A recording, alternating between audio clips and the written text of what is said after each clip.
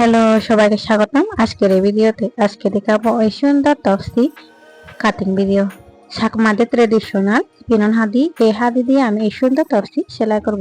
প্রথমে আমি হাদি দিয়ে মাপ মেপে নেব। এখানে লম্বাতে ছিল অনেক, কিন্তু চওড়া ছিল 40 ইঞ্চি থেকে একটু বেশি।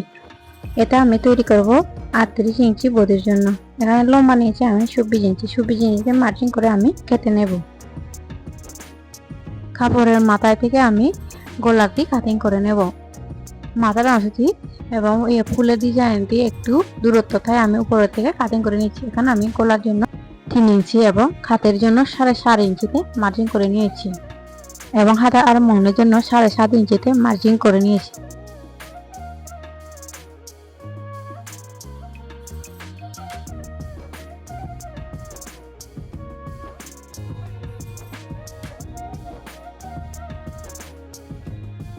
গলার জন্য আমি বাঁকা করে 10 ইঞ্চিতে মার্জিন করে নিয়েছি।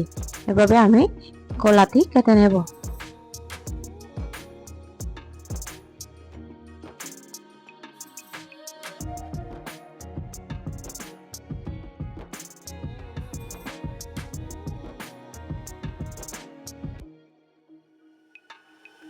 এবং সামনে ফাড়া দেব, তাই আমি সামনে অংশটি ফাড়া করে কেটে নিচ্ছি।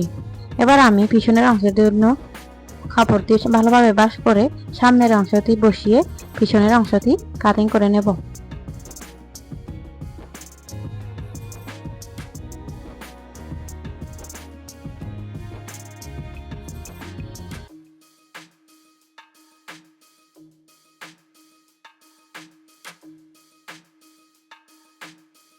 পিছনের গোড়াতে আমি 3 ইঞ্চিতে মার্জিন করে এবং 1 ইঞ্চিতে মার্জিন করে কেটে নেব। এখানে আমি এটা ভ্যান গলা বা কলার গলা দিয়ে সেলাই করে নেব, তাই আমি এভাবে কাটিং করে নিয়েছি। এবার আমি হাতার জন্য হাতির যে মাথার ফুলটা রয়েছে সেটা হাতার জন্য ব্যবহার করব। এবার ভালোভাবে ভাঁজ করে ফুলটা যেন সমানভাবে পড়ে তার দিকে ভাঁজ করে নিয়েছি। এবার আমি হাতাটি বড় করে কেটে নেব, কারণ আমি এখানে হাতাটিতে কুচি দিয়ে সেলাই করে নেব। এখানে আমি 11 ইঞ্চিতে মার্জিন করে নিয়েছি।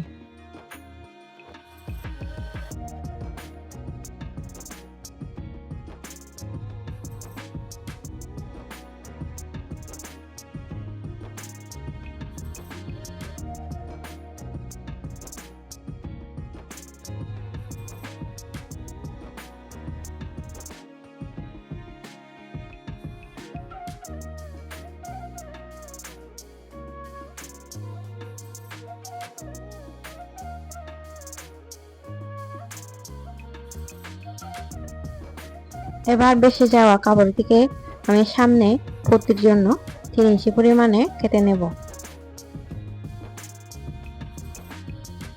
এটা আমি বেরিয়ে দেখলাম এটা দিয়ে হয় না, তাই আমি আরেক টুকরো কাপড় কেটে নিয়েছি। এই সুন্দর তফসি সেলাই ভিডিও দেওয়া আছে ডিসক্রিপশনে, অবশ্যই দেখে নেবেন কিভাবে আমি এই সুন্দর তফসি সেলাই করেছি। এখানে একটু করে দেখা যাক। এভাবে আমি ধাপে ধাপে সাজিয়ে নিচ্ছি কিভাবে আমি সুন্দর তফসি সেলাই করব। অবশ্যই ফুল ভিডিও দেখে নেবেন।